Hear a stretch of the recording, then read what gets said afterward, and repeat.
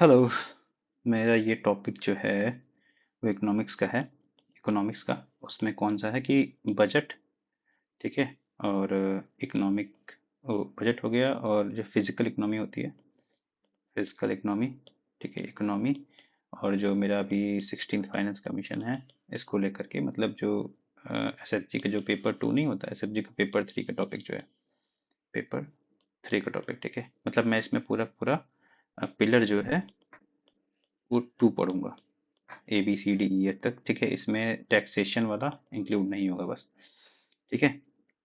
बहुत ही छोटा टॉपिक है, ठीक है। तो बजट क्या, फिजिकल पॉलिसी क्या होती है, अ सेट ऑफ। इससे पहले मैं ये पढ़ता हूँ बजट क्या होता है। बजट तो पता ही है कि it is an annual financial statement containing estimate revenue and expenditure for the next financial year, ठीक है। ध्यान रखना है कि बजट जो है वो एक्सप्लिसिटली हमारे कॉन्स्टिट्यूशन में कहीं भी मेंशन नहीं है। और 3 फंड्स हैं जो बजट के अंदर आते हैं: consolidated fund of India, public fund account, contingency, contingency fund हो गया। आर्टिकल्स भी इनके याद रखना है: 266, 266, 267, 66, 67। अब आता है कि कंसोलिडेटेड फंड ऑफ इंडिया में क्या क्या आता है। कंसोलिडेटेड फंड ऑफ इंडिया में क्या क्या आता है, ठीक है। तो एक चीज ये याद रखनी है कि इससे, हाँ, क्या क्या आता है। अगर मैं इसकी इनपुट्स की बात करूं, कंसोलिडेटेड फंड ऑफ इंडिया में क्या क्या आता है, ठीक है। तो ध्यान रखना कि जो स्टेट जो है वो जो, हाँ, तो मतलब वो था मैं कंसिडर फंड ऑफ इंडिया में क्या क्या आता है। एक तो मेरे जो टैक्स लेते हैं, जो टैक्स कलेक्ट करते हैं हम लोग।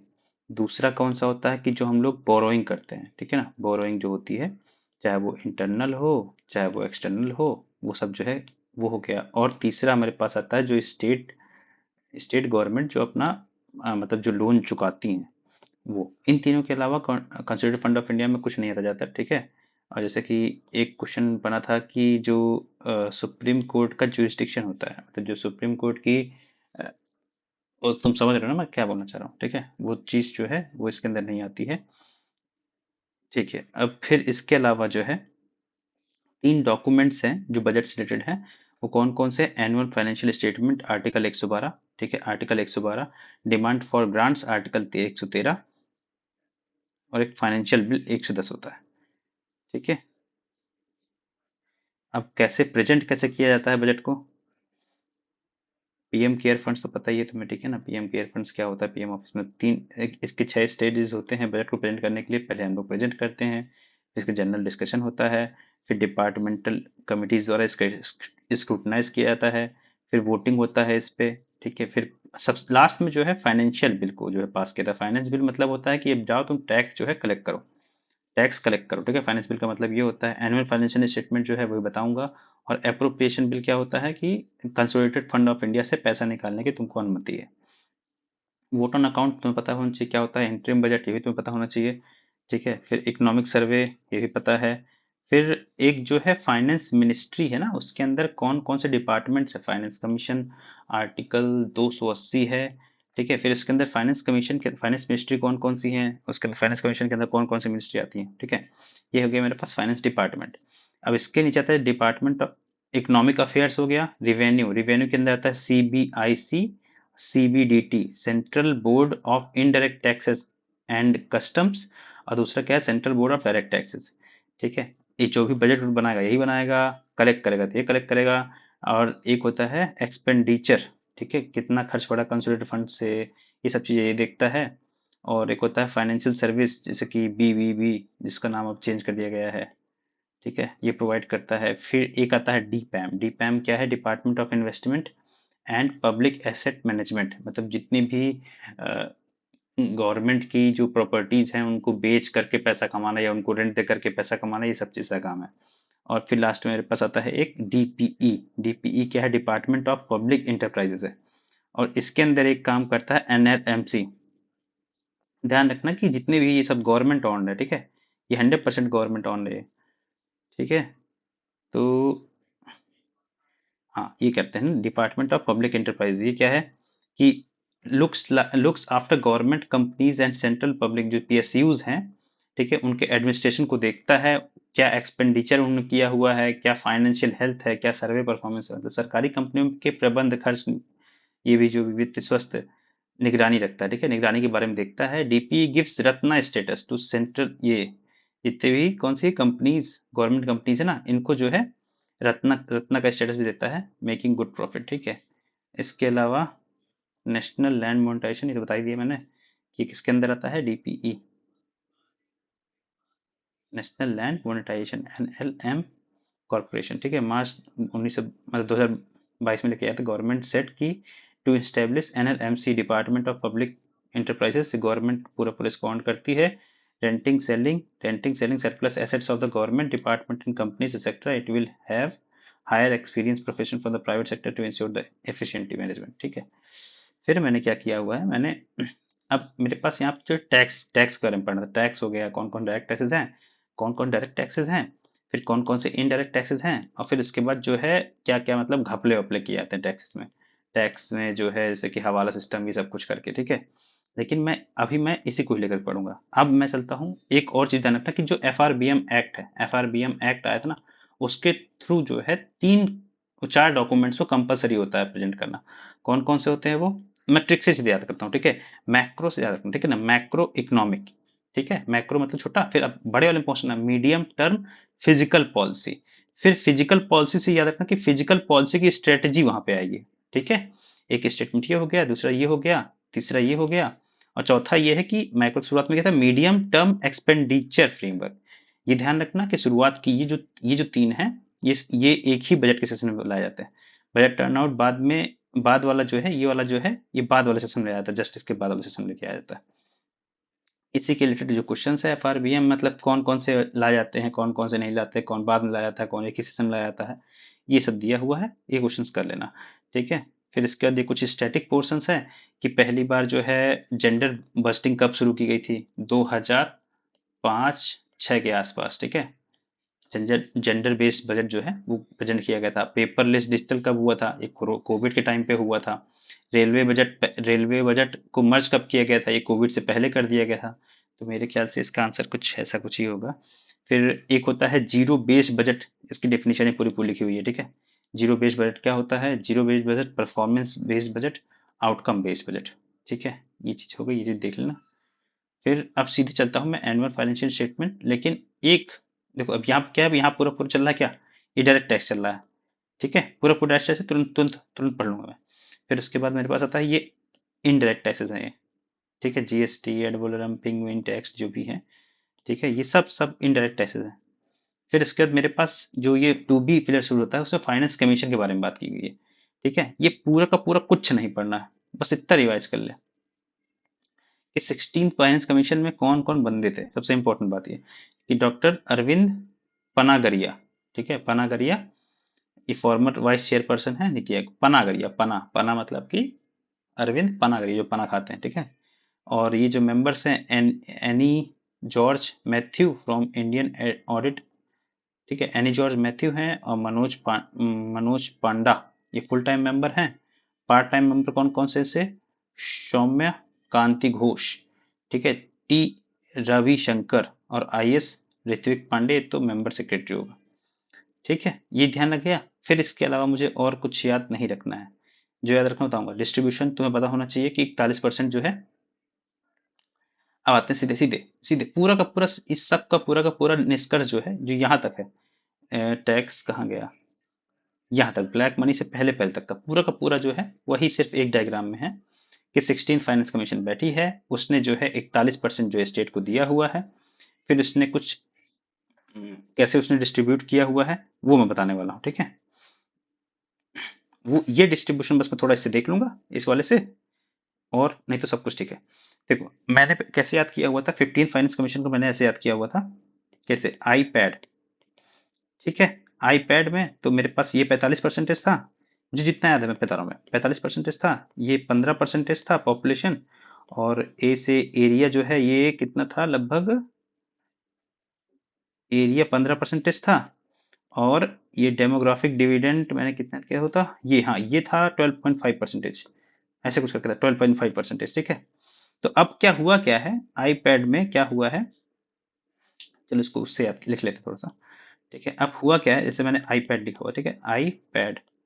अब यहाँ पे मैंने क्या हुआ, ई एफ आया, लेकिन A B C D E F नहीं, मतलब कि जी एच,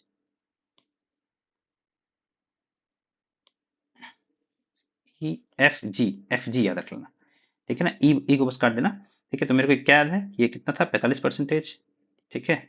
आईपैड ये कितना था, 15%, ये था 10%। एरिया भी 15% था। ये डेमोग्राफी था 12.5%। और फॉरेस्ट वाला था वो था कितना था, ये शायद था, फॉरेस्ट कितना था पहले, फॉरेस्ट था मेरे पास 10% के आसपास, ठीक है, 10% था। कितना हो गया, 15 15 30, मतलब जितना भी हुआ था, ठीक है, ये 10% था। लास्ट में जो है बचा था टैक्स एफर्ट को जो डालते हैं, वो कि अब हट भी चुका है। टैक्स एफर्ट कितना था, वो टैक्स एफर्ट कितना था, टैक्स एफर्ट था मेरे पास 2.5%, ठीक है। अब मेरे को करना क्या है, अब देखो इस बार चेंज कैसे क्या क्या हुआ। अब जो है इससे मेरे पास 0.25 माइनस कर देना, 0.25 कितना हो गया कि 42.5%। इस पे जोड़ दो, कितना हो गया 17.5%, ठीक है। इन तीनों का सबका 10%, जितने भी बचे सिर्फ सबका सबका सबका 10% है, ठीक। एफ का भी और ये जी का भी है, ये नया इंट्रोड्यूस हुआ है, ये देखो 17.5% हो गया है। 10%, 10%, 10%। हाँ, अब देखो, अब क्या क्या चीज और क्या क्या चीज ऐड हुई है कि ये जो इनकम, मतलब ये जो आई है, ये क्या होता है, इनकम डिस्टेंस होती है, ठीक है। तो ये आई को जो है इस बार चेंज कर दिया गया है, थोड़ा सा चेंज किया गया है कि जो पहले जो है एक ही था, 15th फाइनेंस कमीशन में जो है हरियाणा का जो है पर कैपिटा जीएसडीपी का फ्रेम लिया गया था, ठीक है, बेंचमार्क लिया गया था, उसके बेसिस पे सब कैलकुलेट करते थे। अब क्या हुआ है कि अब जो बेंचमार्क डिसाइड हुआ है वो ये हुआ कि टॉप 3 स्टेट्स की जो एसडीजीएसपी है, टॉप 3 स्टेट्स की, उनको जो है उनका एवरेज लिया जाएगा, उसको बेंचमार्क डिसाइड किया जाएगा। पॉपुलेशन पॉपुलेशन तो वही है एज पर सेंसस 2011, ध्यान रखना पहली बार इसको कब इंक्लूड किया गया था, दो 14 फाइनेंस कमीशन में, 14 फाइनेंस कमीशन में। फिर इसके बाद क्या हुआ, डेमोग्राफिक परफॉर्मेंस, ये पहले किस पे डिपेंड कर रहा था, टोटल फर्टिलिटी रेट पे। लेकिन अब क्या हुआ कि 1971 से लेकर 2011 तक जो भी स्टेट्स अपनी पॉपुलेशन कम किया होगा उस पे डिपेंड कर गया, क्षेत्रफल इतना था। और फॉरेस्ट की भी डेफिनेशन चेंज कर दी गई कि इसमें 16 फाइनेंस कमीशन में ओवरऑल फॉरेस्ट एरिया आ गया, ठीक है। और जो कंट्रीब्यूशन टू जीडीपी है वो इस बार इंट्रोड्यूस हुआ है नया, और टैक्स एफर्ट जो है वो हटा दिया गया है, ठीक है। ये हो गया, तो मेरा पूरा पूरा ये सेशन हो गया, ठीक है। इसमें सबसे ज्यादा कौन निकल के आता है, यूपी निकल के आता है, फिर बिहार, फिर मध्य प्रदेश, वेस्ट बंगाल, महाराष्ट्र। इसके बाद क्या हुआ कि जितने अभी तक 2 ग्रांट्स हो रहे थे, इसके साथ साथ जैसे कि 16 फाइनेंस कमीशन था, इसके साथ साथ जो है ग्रांट्स हुआ करते, मतलब कि फाइनेंस कमीशन बोलता कि तुम्हें जो सेंटर को जो है ग्रांट्स भी देनी होंगी, कौन कौन सी, ओनली सम स्टेट्स के लिए ग्रांट्स, इन सबको काट दिया गया। सिर्फ अभी से दो ही ग्रांट्स हैं। कौन कौन सी है वो, एक तो लोकल पंचायती राज इंस्टीट्यूशन को है, एक अर्बन बॉडीज को है, ठीक है। अब इस ग्रांट्स में लेट सपोज कि 100% है, ठीक है, 100% में से 20% जो है वो परफॉर्मेंस बेस्ड पे है, ठीक है। परफॉर्मेंस जो है कि तुम प्रॉपर तरीके से सैनिटाइजेशन का ध्यान दो, ठीक है, प्रॉपर जो है पानी वानी की सुविधा रखो, ठीक है, ये सब चीजों पे 20% मिलेगा। और जो बचा हुआ 80% है, इसमें 50-50% टाइड है और अनटाइड है। पहले 60-40 था ना 16 फाइनेंस कमीशन में, इस बार जो है 50-50% है, टाइड है अनटाइड दोनों के लिए, अर्बन के लिए भी और रूरल के लिए भी, ठीक है। टाइड अनटाइड में क्या होगा, मतलब अनटाइड में क्या है कि तुम आप कहीं भी कर सकते हो, टाइड में मतलब कि कुछ पर्टिकुलर जैसे कि शौचालय में ही तुम्हें करना है, पानी वानी की फैसिलिटी में ही तुम्हें करना है, ठीक है। एक ये पहली ग्रांट हो गई। इसके साथ साथ मतलब क्या है, अर्बन के केस में सिर्फ 2 एक्स्ट्रा चीजें हैं। एक है स्पेशल इंफ्रास्ट्रक्चर वेस्ट वाटर है ना, इसके लिए पैसा एक्स्ट्रा मिलेगा, ये अर्बन के केस में बस, ठीक है, ये अर्बन केस में दो में कि अर्बनाइजेशन प्रीमियम मिलेगा। जो भी मतलब मान लो कि ऐसी ऐसी कोई अर्बन एरिया है जहाँ पे जो मतलब कि ग्रो कर रहे हैं, और जैसे चित्रकूट है, चित्रकूट ग्रो करेगा, अच्छी जगह बनेगा, तो अर्बनाइजेशन प्रीमियम है, मतलब रूरल से अर्बन तक पे जाने के लिए वो किसी किसी अर्बन को वो भी मिलेगा, ठीक है। फिर इसके बाद जो दूसरा है डिजास्टर मैनेजमेंट वाला ग्रांट है, वो 155 लाख करोड़ का है। इसमें 20% मिटिगेशन का है और 8% 80% जो है वो रिस्पॉन्स का है। नॉर्थ ईस्ट हिमालयन रीजन से कैसे कैसे पैसा होगा कि 90:10 का होगा, और जो बचा हुआ है वो 75:25 जो दूसरे स्टेट्स है। एक और भी साथ फाइनेंस कमीशन ने रिकमेंड किया हुआ है कि जो हीट वेव है और लाइटनिंग है, इनको भी डिजास्टर की लिस्ट में जोड़ा जाए, ठीक है। जो क्वेश्चन इसमें आते हैं वो ऐसे ही आते हैं कि हॉरिजॉन्टल डिस्ट्रीब्यूशन कैसे हुआ है, ठीक है। वर्टिकल डिस्ट्रीब्यूशन तो पता ही है, 41-49, ठीक है। 1% जो है बेसिकली वो जो है यूटीज को दिया जाता है, यूटी इसको दिया जाता है। तो ऐसा कहा था कि 42% है, लेकिन जो है 41% है स्टेट्स को, ठीक है। अब देखो यहाँ पे क्वेश्चन आया कि with reference to 16 finance commission consider the following statement, the commission has recommended the, वही है कि वर्टिकल डिस्ट्रीब्यूशन है, ठीक है, ये सही हो जाएगा। It has not recommended the state specific grants, अब ये जो है कैंसिल कर दी गई है, तो इसी का आंसर जो है दोनों सही हो जाएंगे।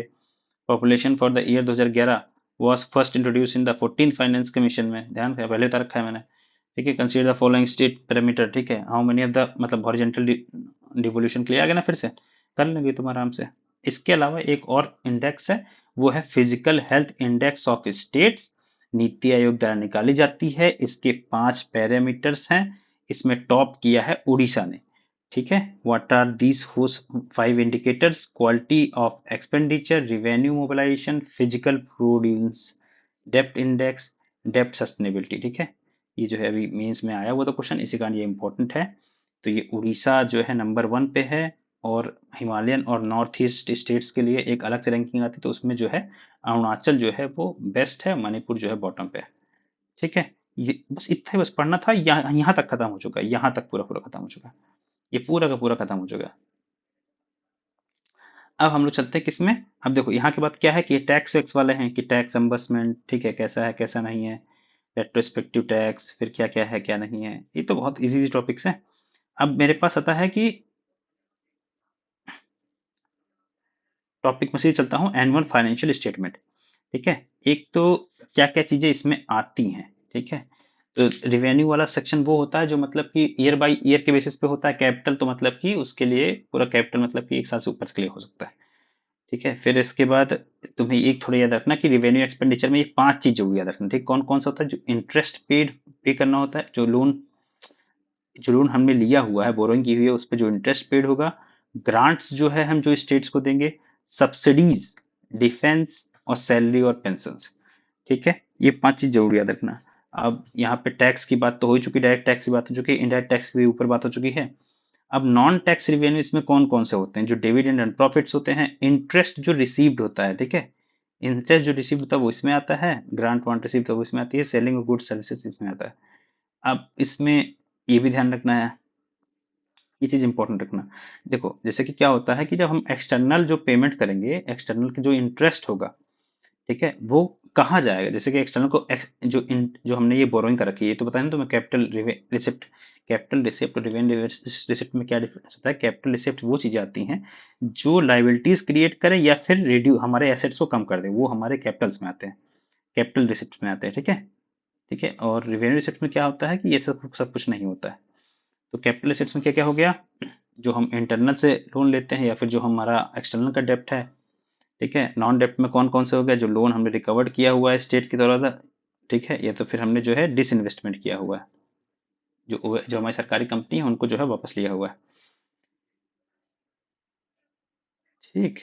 और एक्सपेंडिचर में जो हम सरकार को लोन देते हैं, मतलब स्टेट गवर्नमेंट को लोन दिया जाता है, और कैपिटल गुड्स प्रोड्यूस करने के लिए, मतलब सड़क वड़क बनाने के लिए जो पैसे से दिया जाता है। इसमें एक चीज ध्यान रखना कि जो हम लोग प्रीमियम देते हैं, ठीक है ना, प्रिंसिपल जो अमाउंट होता है ना, जैसे कि जो हमने ये लिया हुआ है, इनका जो प्रिंसिपल अमाउंट पे होगा वो इसी में ही आता है, ठीक है। यूनियन रिपेइंग प्रिंसिपल अमाउंट वो इसी में ही आता है, ठीक है। इसके अलावा इसके अलावा ये ध्यान रखना है कि कैग भी अपना एक एक्सपेंडिचर डालता है, ठीक है। अब देखो मेरे पास जो रिवेन्यू एक्सपेंडिचर है कैग के अनुसार एक होता है कमिटेड एक्सपेंडिचर, ठीक है। कमिटेड एक्सपेंडिचर में क्या क्या आएगा? रिवेन्यू एक्सपेंडिचर जो है उसमें 5 कंपोनेंट्स होते हैं। कौन कौन से हैं? कि एक इंटरेस्ट पेमेंट होगा, दूसरा क्या होगा कि जो ग्रांट्स देनी होगी स्टेट्स को, तीसरा होगा सब्सिडीज, चौथा होगा डिफेंस, पांचवा होगा जो एडमिनिस्ट्रेशन में जाता है, ठीक है, मतलब कि सैलरीज अलाउंसेस पेंशन में, ठीक है। तो अब देखो, अब इनमें तुम बताओ कि क्या क्या चीज जो है जो कंपलसरी है, कमिटेड है।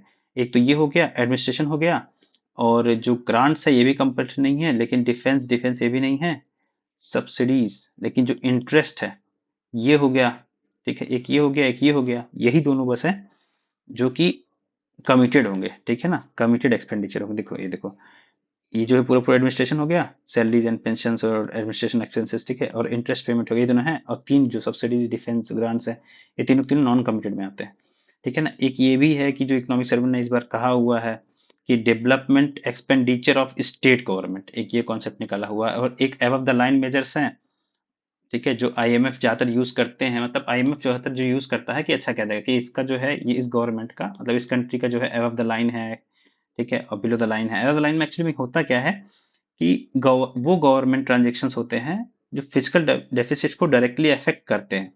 मतलब जो फिजिकल डेफिसिट का फॉर्मूला है जिसमें जो आते हैं वो वो जो है अबव द लाइन मेजर्स होते हैं, और जिनको फिजिकल डेफिसिट्स में नहीं रखा जाता है ये डायरेक्टली फिजिकल डेफिसिट कैलकुलेशन में नहीं दिखते, बट फाइनेंशियली साइड में होते हैं, ठीक है, जैसे कि बोरोइंग हो गया, सेलिंग एसेट्स हो गया, ऑफ बोरोइंग हो गया, ये सब जो है ये बिलो द लाइन आते हैं, ठीक है। इसी बेस पे क्वेश्चन है ये क्वेश्चन हो गया कि ये कमिटेड जो है एक्सपेंडिचर कौन सा है, consider following the government expenditure, कितने जो है कमिटेड एक्सपेंडिचर, ठीक है। फिर इसके बाद अबव द लाइन और बिलो द लाइन का ये कॉन्सेप्ट हो गया, ठीक है। फिर इसके बाद हम लोग दूसरे टॉपिक में जाते हैं, फिर सीधे इंपॉर्टेंट यही चीजें हैं। एक तो फिर इनके बारे में जान लो, सीधे क्वेश्चन पूछता है कि ये तो बताओ कि इनमें से ये आता है कि नहीं आता है, मतलब ये किस में आता है, इसमें कैपिटल एक्सपेंडिचर, रेवेन्यू एक्सपेंडिचर, किसमें फलाना ढिकाना, ठीक है। फिर इसके बताता है टाइप्स ऑफ डेफिसिट, डेफिसिट कैसे कैसे होती हैं, रेवेन्यू डेफिसिट क्या होता है, इफेक्टिव डेफिसिट क्या होता है, फिजिकल डेफिसिट क्या होता है, प्राइमरी डेफिसिट क्या होता है। फिजिकल डेफिसिट तो पता ही है, जो बोरोइंग होती है, बस इतना ध्यान रख लो।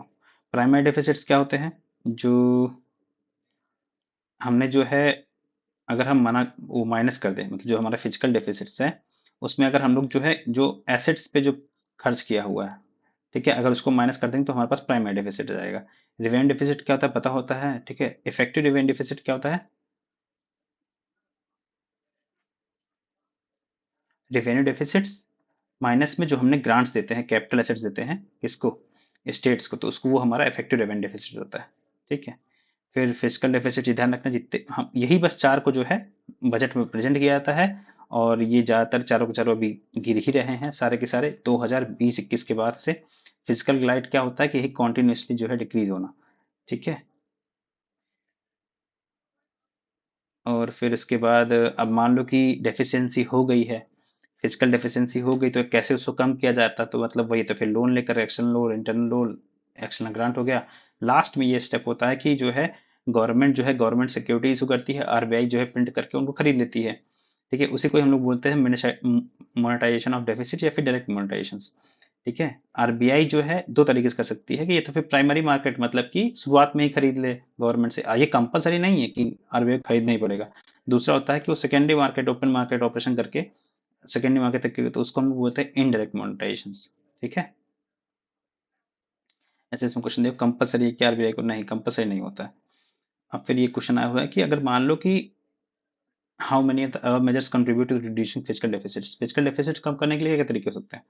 ऑब्वियस सी बात है, जहां मतलब कि खर्चा कम कर दिया जाए, reducing of budget borrowing by public sector enterprise. Of budget borrowing तो वही है कि कोई मतलब नहीं, क्यों बजट में हो ही नहीं ना, है ही नहीं। Expanding the personal income tax base, ये तो कर ही नहीं सकते हो, मतलब ये तो कर सकते हो ना, फिजिकल डेफिसिट हम पैसे ही, और तो तुम जो इनकम टैक्स है उसको बढ़ा सकते हो, रेस्टोरेशन फूड सब्सिडीज, मतलब फूड सब्सिडी में कुछ कम कर सकते हो, पैसा वहां बचा सकते हो। ये दोनों हो सकते हैं आंसर, 2015 में पूछा भी था। इसको लेकर के सारे सारे क्वेश्चन है, याद रखो क्वेश्चन यहीं पे ही, यहाँ पे ऐसे ही हैं कि फिजिकल डेफिसिट मान लो कि प्राइमरी डेफिसिट के बराबर हो गया तो क्या केस हो जाता है। अच्छा, फिर अब रिवेन्यू एक्सपेंडिचर में क्या क्या आ सकता है, कैपिटल एक्सपेंडिचर में क्या क्या आ सकता है, यही यही सारे सारे क्वेश्चन है, तो फिर उसको वो न्यूमेरिकल वे में डाल देगा, ठीक है। अब यहाँ पे एक अब और चीज छोड़ पढ़ते हैं, जैसे सब्सिडीज हो गए, सब्सिडीज में कुछ टाइप्स होते हैं सब्सिडीज, जैसे कि इनडायरेक्ट सब्सिडीज हो गई। इम्प्लिसिट सब्सिडीज का मतलब क्या हो गया कि मतलब जो छुपी हुई सब्सिडीज है, ठीक है, जैसे कि प्याज जो है, प्याज का जो है इम्पोर्ट कम कर देना, ठीक है ना, समझ गए ना। क्रॉस सब्सिडीज क्या होती हैं कि मतलब मान लो कि रेलवे वाला, कि जो गुड्स वाली रेलवेज हैं उनमें पैसा ज़्यादा लगता है, जो पैसेंजर वाली रेलवेज हैं उनमें कम पैसे लगता है, ठीक है। इसे प्रोक्योरमेंट सब्सिडीज क्या होता है, जो एमएसएमईज को हम लोग देते हैं। इंटरेस्ट सब्सिडीज क्या होता है, गवर्नमेंट पे लोन इंटरेस्ट पे जो देता है। फिर जो हमारे पास गवर्नमेंट का जो फिजिकल डेफिसिट है, जैसे सोर्स ऑफ फाइनेंशियल, अब देखो एक बार थोड़ा देख लेते हैं, 2026 का ही है पूरा पूरा बजट। तो पैसा कहाँ से आ रहा है, पैसा कहाँ जा रहा है, सबसे ज्यादा हम लोग पैसा कहाँ से लेते हैं, बोरोइंग, बोरोइंग टॉप पे है। फिर उसके बाद हम लोग आय से याद किए हुए थे कि इनकम टैक्स हो गया, ठीक है, और सी से कॉर्पोरेशन टैक्स हो गया। फिर जी याद रखना, ठीक है, आय के बीच में जी है, वो जीएसटी हो गया, और ई से मेरे पास एक्साइज ड्यूटी हो गई, ठीक है। और फिर कहाँ कहाँ खर्च कहाँ कहाँ पैसा ज़्यादा हो रहा है। तो ये ध्यान रखना कि ये जो है स्टेट शेयर ऑफ टैक्सेस, मतलब जो कहती है हमारी फाइनेंस कमीशन कि भैया इतने इतना पैसा खर्च देना है सेंटर को, कि स्टेट्स को इतना पैसा देना है, तो वहाँ पे सबसे ज़्यादा है। फिर दूसरे नंबर पे है इंटरेस्ट पेमेंट, जो हमने लोन रखा है उसका इंटरेस्ट पेमेंट पे जाता है। तीसरे नंबर पे मेरे पास सेंट्रल सेक्टर स्कीम से, सेंट्रल सेक्टर स्कीम से वहाँ पे जा रहा है। फिर इसके बाद एक जो है कि वो है कि डिफेंस है, मतलब शुरुआत में एक्सपेंडिचर टोटल देखो तो ये रोड्स वगैरह है। दूसरे नंबर पे डिफेंस है, फिर सब्सिडीज सब्सिडीज सब मिला करके। ठीक है। ये हो गया, ये हो गया, ये हो गया। फिजिकल पॉलिसी क्या होता है? काउंटर साइक्लिंग पॉलिसी बेसिकली मतलब कि तुम उल्टा करोगे, जैसे कि मान लो रिसेशन है। ठीक है, प्रो साइक्लिंग पॉलिसी अलग होती है, काउंटर साइक्लिंग। रिसेशन क्या होता है? रिसेशन क्या होता है कि टैक्स रेट जो है वो घटा देना एक्सपेंडिचर। जब किसी भी कॉपी, किसी भी कंट्री में रिसेशन फेज चल रहा हो तो टैक्स रेट कम कर दो, एक्सपेंडिचर बढ़ा दो, प्रमोट ग्रोथ कर दो। मतलब एक्सपेंडिचर बढ़ाओगे टैक्सेस कम करो, वही ध्यान रखना। प्रो साइक्लिंग जैसे इसका उल्टा हो जाता है। ठीक है। काउंटर साइक्लिंग में क्या होता है? काउंटर साइक्लिंग मतलब उल्टा होता है। अब जैसे कि अभी इन्फ्लेशन है तो काउंटर साइक्लिंग क्या होगा कि टैक्स रेट घटा, इंक्रीज कर दो, एक्सपेंडिचर कम कर दो, तो इससे कहाँ से रिड्यूस इन्फ्लेशन कम हो जाएगा। यही काम भी होता है गवर्नमेंट का कि ऐसे ऐसे ठीक किया जाता है। इसी से ही दो कॉन्सेप्ट जुड़े हुए होते हैं। IRGD है, interest rate growth rate differences. ठीक है, तो IR मतलब इंटरेस्ट रेट हो गया, माइनस में ग्रोथ रेट हो गया। तो ग्रोथ रेट कम है इंटरेस्ट रेट से, मान लो इसकी वैल्यू नेगेटिव आ गई, तो इसका मतलब क्या हो जाएगा कि मतलब कि हम लोग रिसेशन फेज में ही चल रहे हैं। ठीक है, तो हमें जो है वही है कि टैक्स टैक्स को हमें जो है डिक्रीज करना होगा, गवर्नमेंट एक्सपेंडिचर को इंक्रीज करना होगा। ठीक है, रिसेशन फेज ही हो गया। फिर उसके बाद एक और कॉन्सेप्ट है डोमार कंडीशन। वही है कि इकोनॉमिक्स स्टेट द पब्लिक डेब्ट of the country will be sustainable, GDP growth जो है वो बड़ी होगी पब्लिक डेब्ट ग्रोथ से। ठीक है, ये चीज़ हो गई, इसी पे ही क्वेश्चंस है पूरे पूरे। फिर इससे कुछ टर्म्स रिलेटेड हैं, बस। इससे तो कुछ नहीं पढ़ना है।